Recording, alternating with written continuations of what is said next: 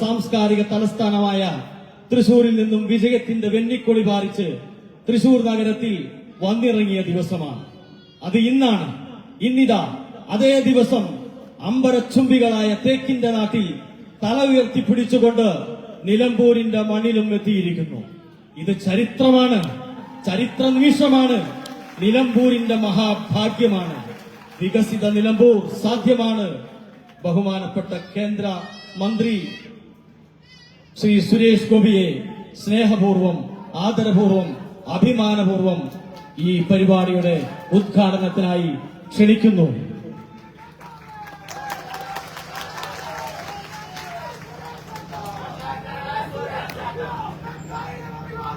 നമസ്കാരം, വിനീത നമസ്കാരം. നിലമ്പൂരിൽ അടിച്ചേൽപ്പിക്കപ്പെട്ട ഒരു ഉപതെരഞ്ഞെടുപ്പിന്റെ പശ്ചാത്തലത്തിൽ ഭാരതീയ ജനതാ പാർട്ടി നയിക്കുന്ന NDA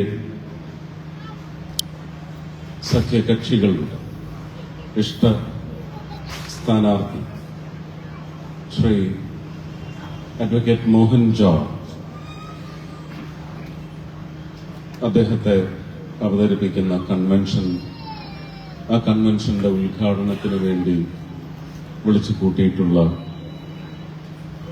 ഈ സഭയിലെ പ്രിയങ്കരരായ എന്റെ സഹോദരി സഹോദരങ്ങളെ, കുഞ്ഞുങ്ങളെ, പ്രിയപ്പെട്ട നിലമ്പൂരുകാരെ, സമ്മതിദായകര്, അതിനായി വിളിച്ചു കൂട്ടിയിട്ടുള്ള NDA സഖ്യകക്ഷികളുടെ PDJS, LKC, Shiv Sena, socialist Janata Dal, Kamaraj Congress, LJP, NPP, അങ്ങനെ ഒരു വലിയ 5 വിരലിലല്ല 10 വിരലിലല്ല ശക്തി,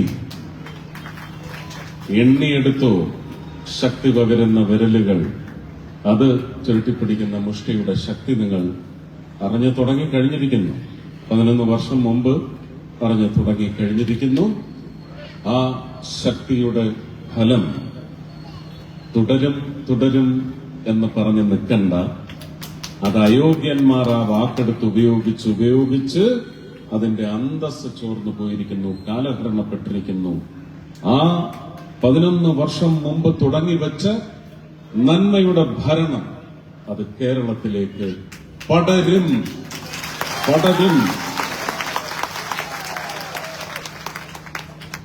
മോഹൻ ജോർജിന് ഒരുപക്ഷെ നിങ്ങൾ രാഷ്ട്രീയത്തിന് അതീതമായി തന്നെ ചിന്തിച്ചായാൽ തൃശൂർ സംഭവിച്ചത് അതുതന്നെയാണ്.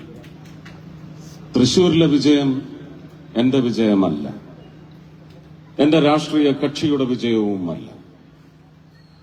അത് അവിടുത്തെ ജനങ്ങളുടെ വിജയമാണ്. ആ ജനങ്ങളെ ഈ വിജയം സമ്മാനിക്കുന്നതിന് പ്രേരിപ്പിച്ചതും പ്രാർത്ഥനയിലൂടെ ഒരുപക്ഷെ നയിച്ചതുമായ ലോകം മുഴുവൻ പടർന്നു കിടക്കുന്ന ഒരു വലിയ ജനസഞ്ചയമുണ്ട്. ആ ജനസഞ്ചയത്തിന്റെ വിജയമാണ്. പക്ഷെ അതെന്താണ് സൂചിപ്പിക്കുന്നത്? വ്യക്തി എന്ന് പറയുന്നത് പ്രധാനം തന്നെയാണ്. ഞാൻ ഓർക്കുന്നത് ശ്രീ വാജ്പേയിജിയുടെ വാക്കുകളാണ്. എനിക്ക് തോന്നുന്നത് ശേഖർ ഗുപ്തയാണെന്ന് തോന്നുന്നു, അല്ലെ? അദ്ദേഹത്തോടൊരു ചോദ്യം ചോദിച്ചതിന് പ്രതിപക്ഷം അങ്ങയെക്കുറിച്ച് പറയുന്നത് അങ്ങ് നല്ല വ്യക്തിയാണ്, പക്ഷെ തെറ്റായ പാർട്ടിയിലാണ്. അതിനെക്കുറിച്ച് അദ്ദേഹം തിരിച്ച് മറുപടി വളരെ ചിരിച്ച്, കവി ഹൃദയമാണ് അപ്പൊ പുറത്ത് ചാടിയത്.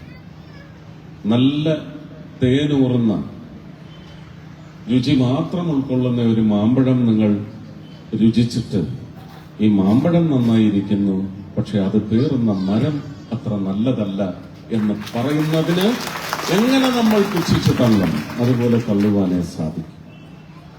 പടരണമെങ്കിൽ ഞാൻ ഇവിടെ നിന്ന് ആദ്യം ഉപയോഗിച്ച വാക്ക് പടരും എന്നതാണെങ്കിൽ ആ പടർത്തുന്നതിനുള്ള ഒരു സംഘശക്തി അത് ശ്രീമാൻ നരേന്ദ്രമോദിജിയുടെ നേതൃത്വത്തിൽ 11 വർഷം മുമ്പ് പ്രവർത്തനങ്ങൾ ആരംഭിച്ചെങ്കിൽ ആ നന്മ കേരളത്തിലേക്കും പടരണമെങ്കിൽ അതിനുള്ള തുടക്കം കുറിച്ചത് നേമത്താണ്.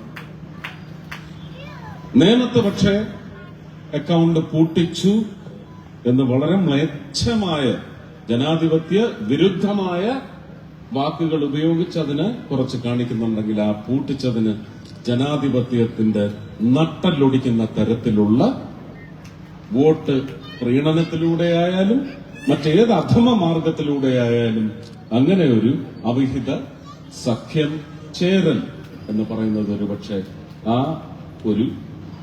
ഒരു സീറ്റ് എന്ന് പറയുന്നത് പിച്ചി ചീന്താൻ അവർക്ക് സാധിച്ചിട്ടുണ്ടാവും. പക്ഷെ അതിന് കൊടുത്ത കുറുക്കിനടിയാണ് 7 മണ്ഡലങ്ങൾ അടങ്ങുന്ന അതിൽ 6 മണ്ഡലങ്ങളിൽ വമ്പിച്ച മുന്നേറ്റം.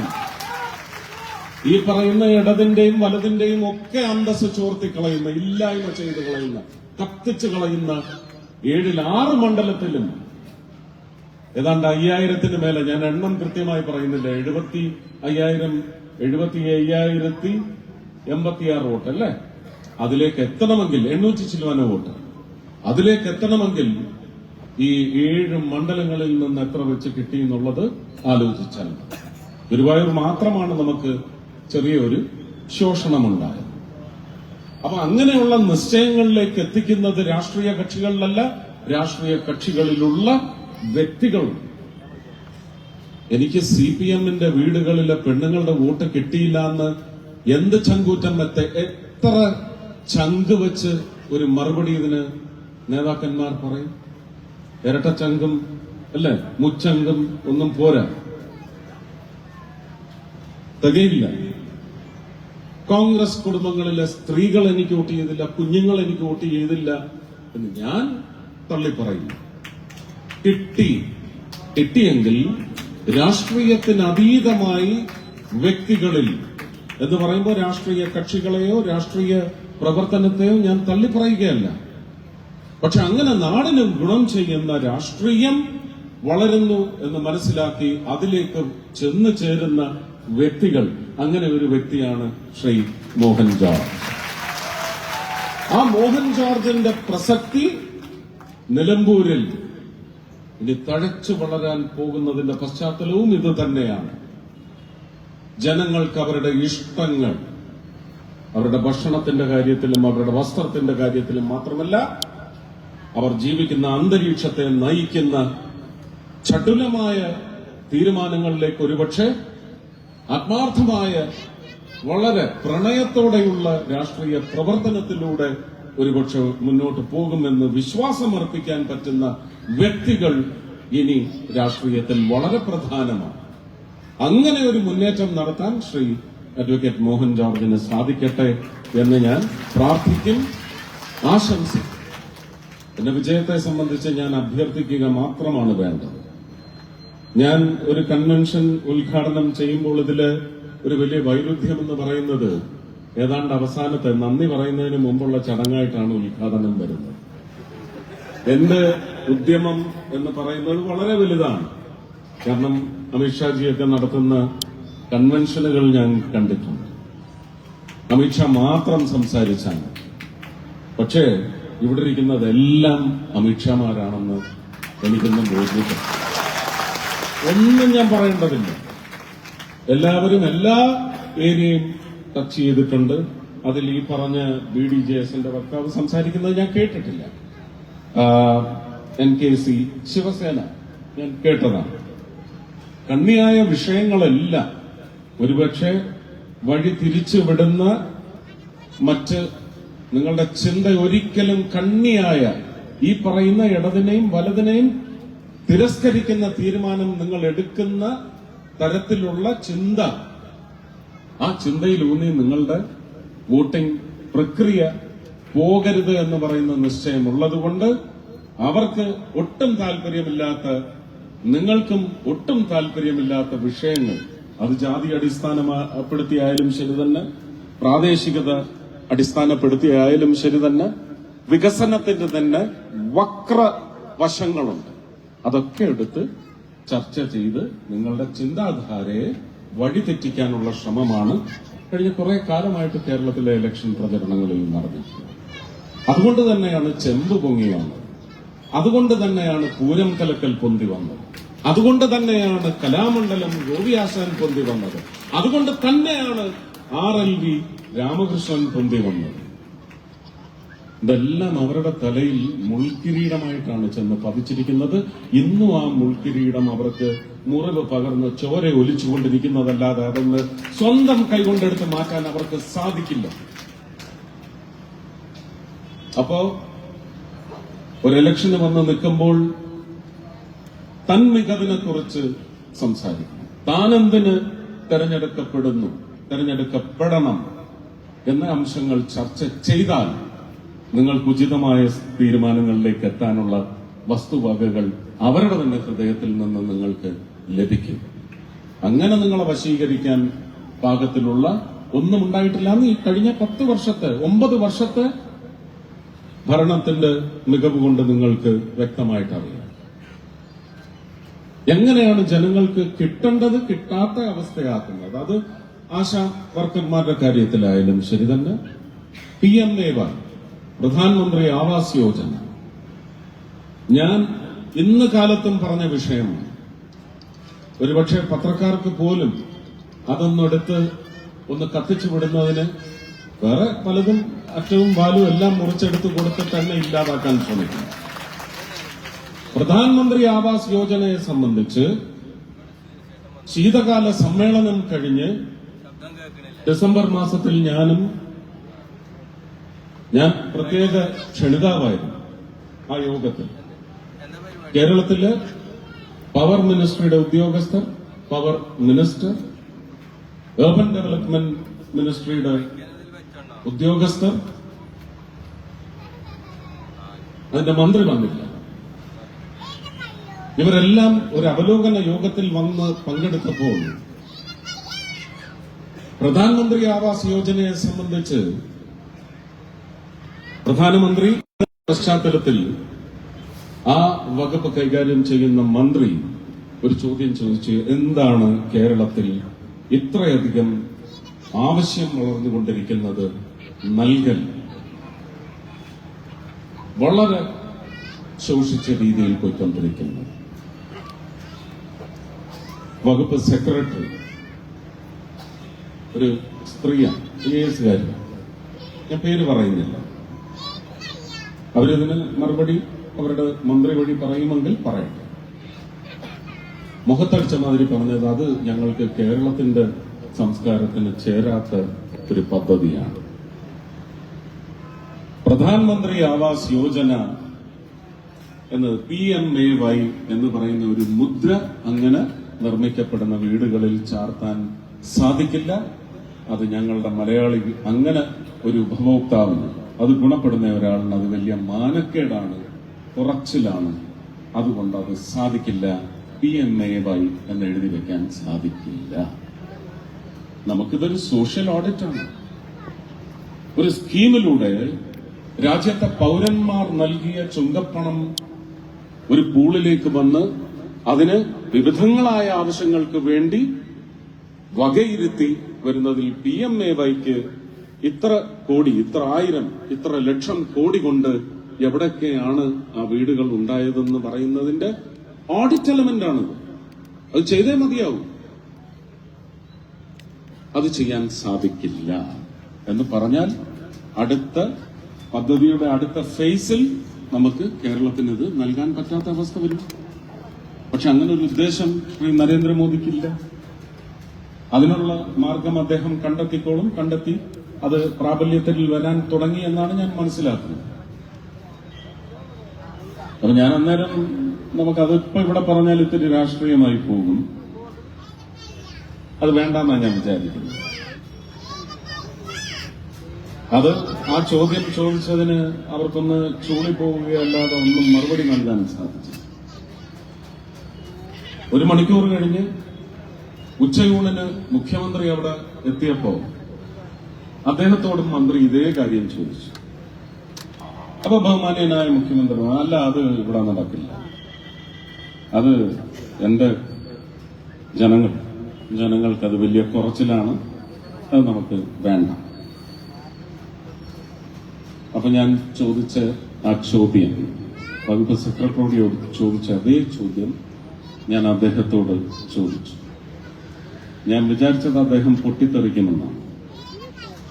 പക്ഷേ ഞാൻ വളരെ മോശപ്പെട്ട രാഷ്ട്രീയക്കാരനാണ്, അല്ലെങ്കിൽ ഞാനൊരു രാഷ്ട്രീയക്കാരനെ അല്ല, അദ്ദേഹം മുന്തിയ രാഷ്ട്രീയക്കാരനാണെന്ന് തെളിയിക്കുന്ന തരത്തിലാണ് അദ്ദേഹത്തിന്റെ റിയാക്ഷൻ അന്നുണ്ടായത്. ഞാനതിനെ ആദരിക്കുന്നു. പക്ഷേ ആ ആദരവ് ഞാൻ ഇവിടെ നിന്ന് പ്രഖ്യാപിക്കുമ്പോഴും ഞാൻ അദ്ദേഹത്തോട് പറയുന്നു, ഇത് ക്രൂരതയാണ്, കൊലപാതകം ചെയ്യുന്നതിന് തുല്യമാണ് എന്ന് എനിക്ക് ഇവിടെ നിന്ന് പറയേണ്ടി വരും. പാവപ്പെട്ടവന് ഒരു മാനക്കേടും ഒരു അഭിമാനക്കുറവും ഒന്നും ഉണ്ടാവില്ല. അവന് വേണ്ടത് ഒരു കൂരയാണ്. ഞാൻ എത്രയോ സ്ഥലങ്ങളിൽ ചെല്ലുമ്പോൾ അത് എന്റെ ഉത്തരവാദിത്വം അല്ലെങ്കിൽ പോലും വീടുകൾക്ക് വേണ്ടി യാചിക്കുമ്പോൾ സർക്കാരിൽ പോകും, 3 സെന്റ് സ്ഥലം കൈക്കലാക്കും, അനുവദിച്ച് നേടിയെടുക്കും.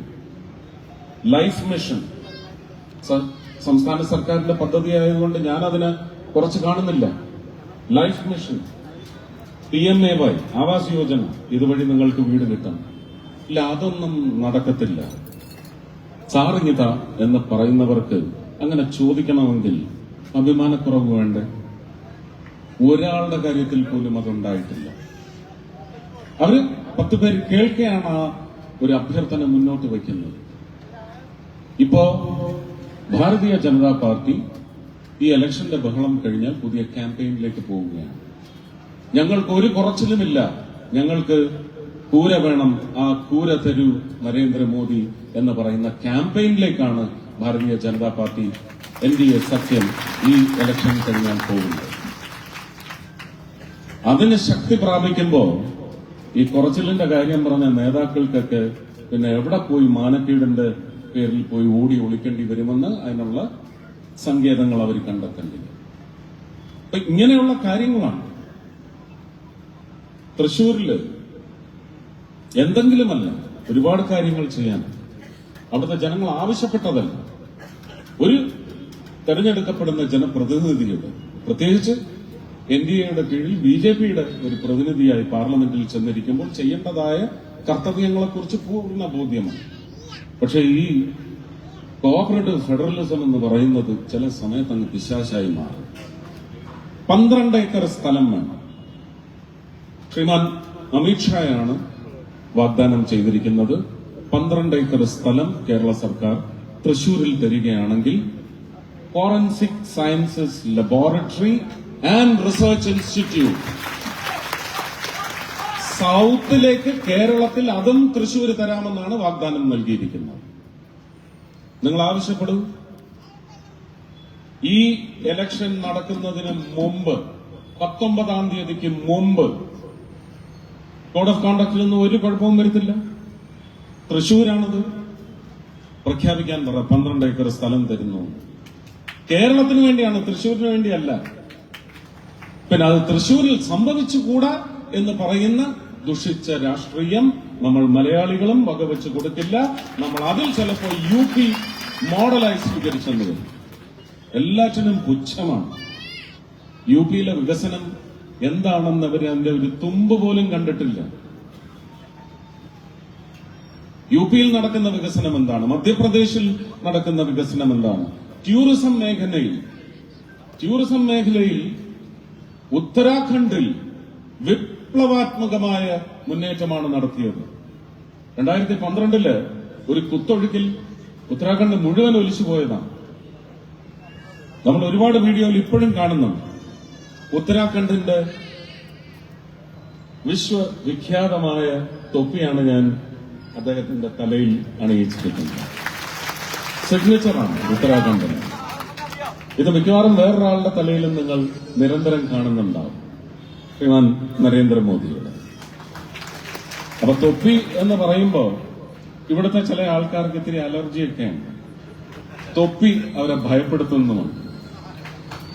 ഈ തൊപ്പിയും അവരെ ഭയപ്പെടുത്തട്ടെ. അവരെ നേർവഴിക്ക് നയിക്കുന്നതിനുള്ള ഉത്തേജകമായി മാറട്ടെ. ഞാനിതെല്ലാം കുറച്ച് അടച്ച് പൂട്ടി കുറച്ച് ഞാൻ തന്നെ എഡിറ്റ് ചെയ്താണ് പറയുന്നത്. കാരണം ഇതെടുത്ത് ട്രോളാക്കുന്ന പ്രവർത്തകർ വെട്ടിലാണ്.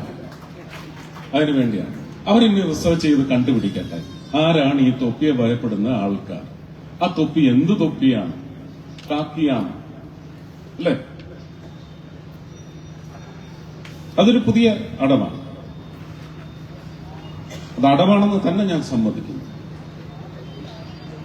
പക്ഷെ നമ്മൾ നമ്മുടെ അനുഭവങ്ങളിൽ നിന്ന് പഠിക്കണം. നിങ്ങളും നിങ്ങളുടെ പൂർവ്വ അനുഭവങ്ങളിൽ നിന്ന് പ്രജകളെന്ന നിലയ്ക്ക് പഠിക്കണം. ഒരവസരം കിട്ടുമ്പോൾ ആ അനുഭവങ്ങളുടെ പശ്ചാത്തലത്തിൽ നിങ്ങൾക്ക് തിരുത്തെഴുതുകൾ രചിക്കാനാവണം.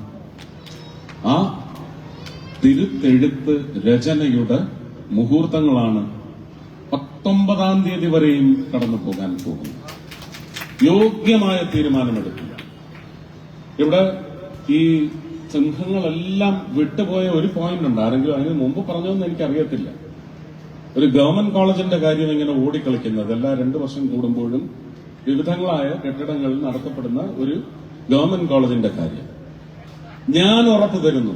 അതിനുള്ള സ്ഥലം നിശ്ചയിച്ചാൽ മോഹൻ ജോർജ് ഇവിടുത്തെ MLA ആണെങ്കിൽ ആ ഗവൺമെന്റ് കോളേജ് ഇവിടെ വരുത്തിയിരിക്കും. ഞാൻ വാക്കുതരുന്നു.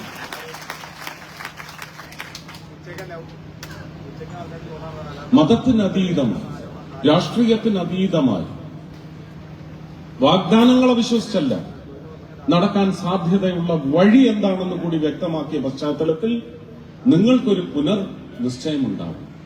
ഇത് പുനർനിശ്ചയം ആരാണ് അതിനുള്ള ഒരു പ്ലാറ്റ്ഫോം സൃഷ്ടിച്ചത്? ഞാൻ ആവേശം പിടിപ്പിക്കണം എന്ന് വിചാരിച്ച് സംസാരിക്കുകയില്ല എന്ന് തീരുമാനിച്ചാണ് ഇവിടെ വന്നത്. അതിനെന്റെ മാധ്യമ സുഹൃത്ത് ഒരു ഹിന്റും അവിടെ വെച്ച് തന്നു. ഞാൻ ആ ആവേശം പിടിപ്പിക്കൽ, എന്താണ് തീ പിടിപ്പിക്കൽ എല്ലാം ഞാൻ അവിടെ അങ്ങ് അവസാനിപ്പിച്ചു. വളരെ ശാന്തമായി നിങ്ങൾക്കും ചിന്തിക്കാനുള്ള ശാന്തത 19-ാം തീയതി വൈകുന്നേരം 6 മണി വരെയും ആ ശാന്തത നിങ്ങൾക്കുണ്ടാവും. വൈരാഗ്യമോ പകയോ എന്തെങ്കിലും ഉണ്ടെങ്കിൽ അത് ഉള്ളിൽ ഒതുക്കി പിടിക്കുക.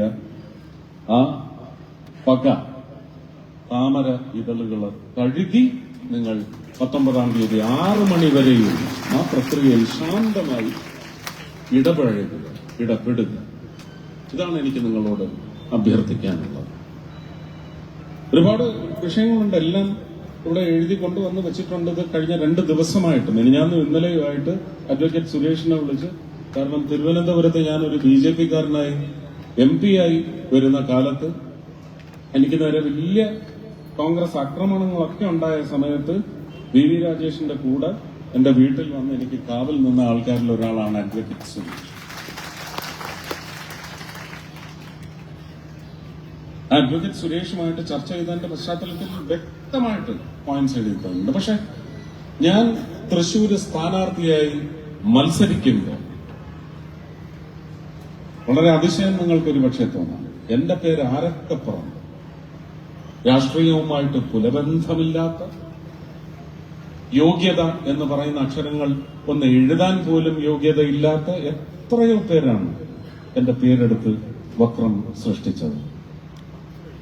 എന്റെ കുടുംബത്തിനെ പോലും അതിലേക്ക് വലിച്ചഴച്ചത്. സത്യമൊന്നല്ലേ ഉള്ളൂ.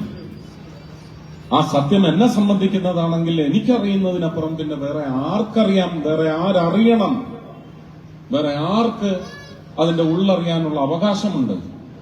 ഞാൻ പറഞ്ഞല്ലാതെ. ഒരു മനുഷ്യ ജന്മം, ഒരു ദൈവ സൃഷ്ടി എന്ന നിലയ്ക്കുള്ള എന്റെ അവകാശങ്ങളെ പോലും ധ്വംസിക്കുകയായിരുന്നു എല്ലാ വിഷയങ്ങളും. പക്ഷേ പ്രത്യേകത എന്താണെന്ന് ചോദിച്ചാൽ, ഞാൻ ആ പ്രചരണം മാർച്ച് 4-ാം തീയതി വൈകുന്നേരം തുടങ്ങി വെച്ചെങ്കിൽ ജൂൺ 4-ാം തീയതി വിജയം പ്രഖ്യാപിച്ചതിന് ശേഷം ഞാൻ എന്റെ എതിർ സ്ഥാനാർത്ഥികളുടെ അല്ലെങ്കിൽ സഹ സ്ഥാനാർത്ഥികൾ, ഇങ്ങനെയൊക്കെയാണ് ഞാൻ ഉപയോഗിച്ചത്, സഹ സ്ഥാനാർത്ഥികളുടെ പേര് ഉച്ചരിച്ചിട്ടില്ല എന്നുള്ളതാണ് ഏറ്റവും വലിയ പ്രത്യേകത. മുരളിച്ചേട്ടനെ കുറിച്ച് മാത്രം ഞാൻ പറഞ്ഞിട്ടുണ്ട്, കാരണം അതെന്റെ ലീഡറുടെ മകനായത്. എനിക്ക് അദ്ദേഹം എന്നെ എന്ത് പറഞ്ഞാലും ശരി തന്നെ എനിക്ക് ലീഡറുടെ മകനോട് തിരിച്ചു പറയുന്നു എന്ന് പറയുന്ന ഉത്തരവാദിത്വം എനിക്കുണ്ട്. ഞാൻ വളരെയധികം ഒന്ന് രോമാഞ്ചം കൊണ്ട്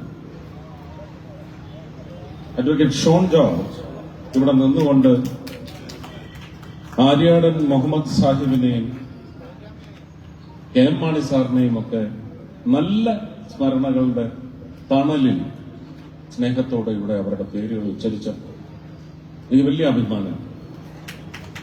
അങ്ങനെയുണ്ട്. എല്ലാവരും അല്ല എന്നല്ല നമ്മൾ പറയുന്നത്. അത് മറ്റവർ പറയുന്ന പോലെയല്ല. എല്ലാവരും അല്ല, അതല്ല. ഒരുപാട് പേരുണ്ട്. അങ്ങനെ നമുക്ക് ചൂണ്ടിക്കാണിക്കാൻ സാധിക്കണം. മാണിസാറിന്റെ കാര്യം എനിക്കിപ്പോ ധൈര്യമായിട്ട് പറയാം. കാരണം ഇടതന്മാര് പോലും അല്ല പെട്ടി മെഷീൻ എന്നൊന്നും ഇനി പറയേയില്ല, അല്ലേ?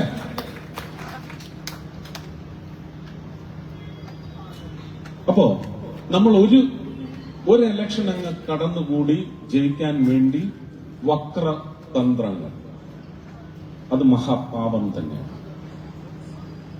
എന്റെ കാര്യത്തിൽ ഇപ്പോഴും അതൊക്കെ തുടരുന്നുണ്ട്. അപ്പൊ ഞാൻ തിരിച്ച് മൂന്ന് അക്ഷരം പറഞ്ഞാൽ മതി. CBI is the answer. Call the CBI എന്ന് പറയുമ്പോ പിന്നെ അതങ്ങാടാണ്. കാരണം CBI വന്നാൽ അവന്മാരെല്ലാം കൂട്ടിലാവും. പൂരത്തിന്റെ കാര്യത്തില്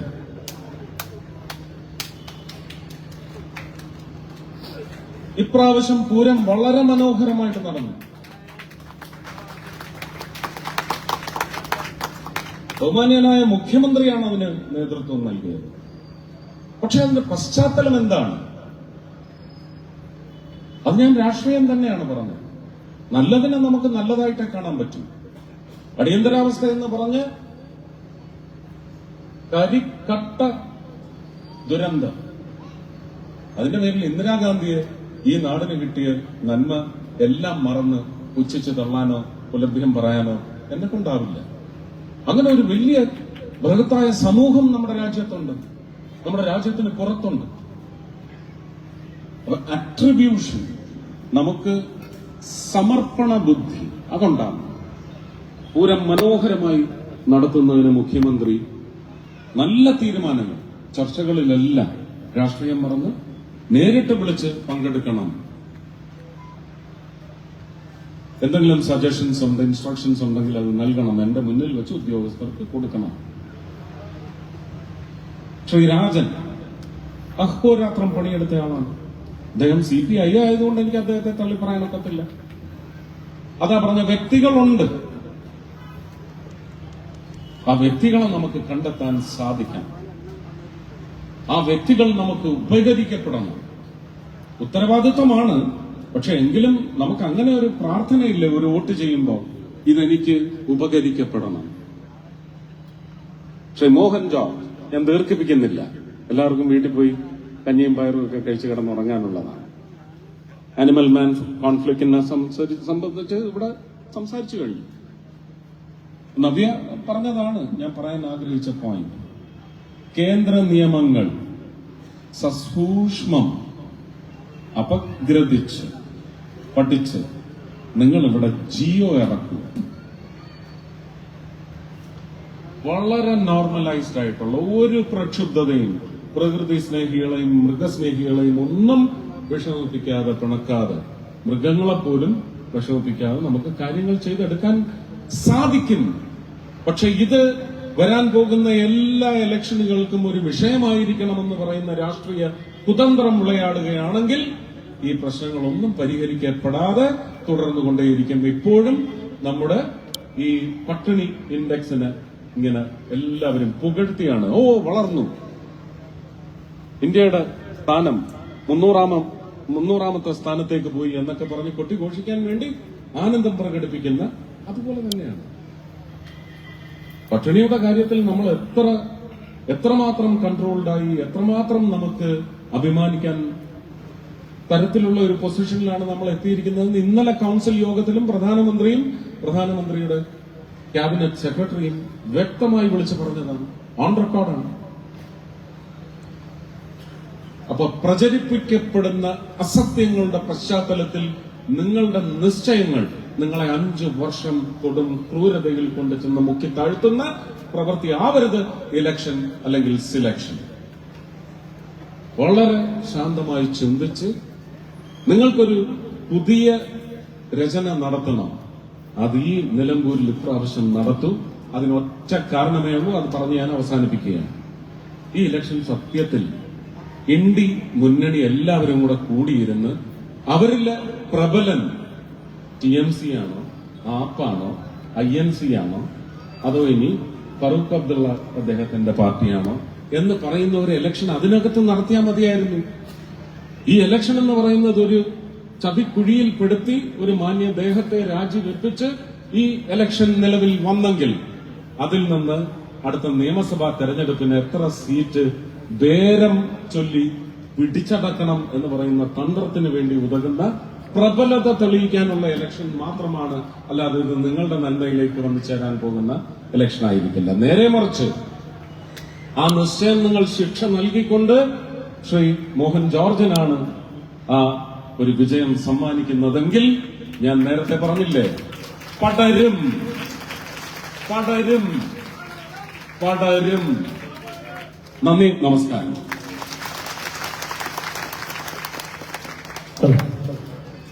അടുത്തതായി ഈ വേദി മറ്റൊരു ചരിത്ര മുഹൂർത്തത്തിന് കൂടി സാക്ഷ്യം വഹിക്കുകയാണ്.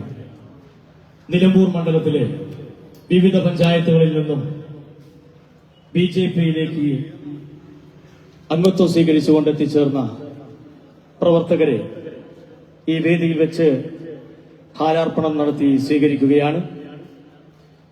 അതിനായി ബഹുമാനപ്പെട്ട കേന്ദ്രമന്ത്രി സുരേഷ് ഗോപി സാർ അത് നിർവഹിക്കും.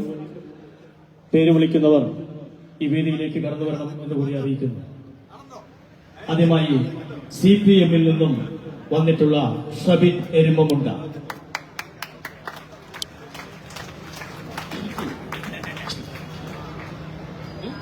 ശാരീരിക പരിമിതിയിൽ നിന്നുകൊണ്ട് ശാന്തിഗ്രാമിലെ BJPയുടെ പ്രവർത്തകനായ നന്ദുവിനെ നമ്മുടെ പ്രധാനപ്പെട്ട അതിഥി കേന്ദ്രമന്ത്രി ശ്രീ സുരേഷ് ഗോപി ഷാൾ അണിയിക്കുന്നു.